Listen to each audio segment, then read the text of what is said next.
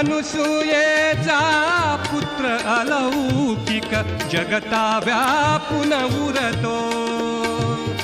तन मन अर्पून दत्त गुण गाऊया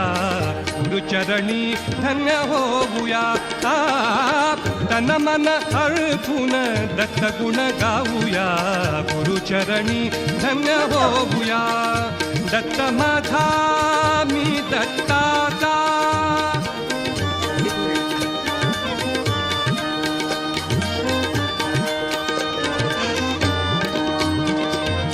शंख चक्र हे हाती घेऊन विश्वाला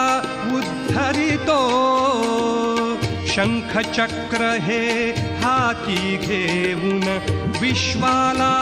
उद्धरितो पायी खडावा श्री जटा